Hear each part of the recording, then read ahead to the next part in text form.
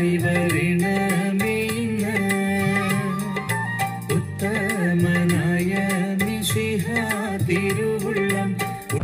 സമാധാനത്തിന്റെ ബന്ധത്തിൽ ആത്മാവിന്റെ ഐക്യം നിലനിർത്താൻ ജാഗരൂകരായിരിക്കും. സൈജുവച്ച, നമ്മുടെ ജോസഫ് അച്ഛൻ യൂത്തിന് വേണ്ടി ഓസ്ട്രേലിയയിൽ ഒരു പ്രോഗ്രാം ഉണ്ടെന്നതിനെ കുറിച്ചുള്ള പറഞ്ഞായിരുന്നു. ജോസഫിനോട് പറഞ്ഞായിരുന്നു.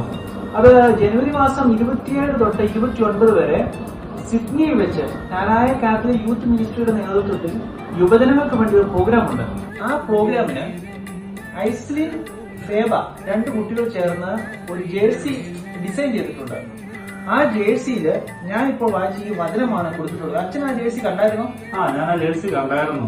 ജേഴ്സിയിൽ ഈ തിരുവചനം മാത്രമല്ല ഉള്ളത്, സെക്രഡ് ഹാർട്ടിന്റെ വളരെ മനോഹരമായ ഒരു പിക്ചറുണ്ട്. അവർ ഈ പ്രോഗ്രാമിൽ കൊടുത്തിരിക്കുന്ന പേര് നൈസ് ആണ്. ആ പേര് അതിന്റെ സെന്ററിൽ വരുന്നുണ്ട്. Sacred heart of Jesus symbolizes Christ is the centre of the church and also symbolizes the Archdiocese of Kottayam. Exactly. The name Kanaism symbolizes the traditions and the cultural heritage of the Kanaya community.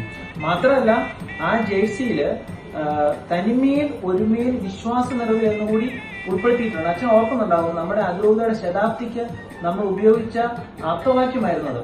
ഏതായാലും വളരെ meaning ആയിട്ടുള്ള ഒരു jersey തന്നെയാണ്. വളരെ മനോഹരമായിട്ട് ഈ കുട്ടികൾ ഈ ജേഴ്സി ഡിസൈൻ ചെയ്തിട്ടുണ്ട്. അവരെ പ്രത്യേകമായിട്ട് അഭിനന്ദിക്കേണ്ടിയിരിക്കുന്നു.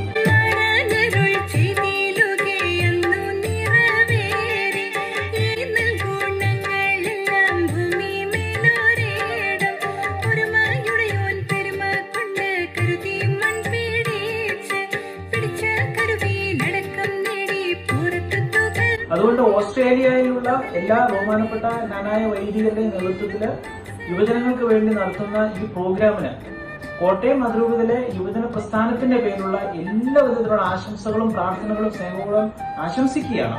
Wishing you all a fruitful gathering.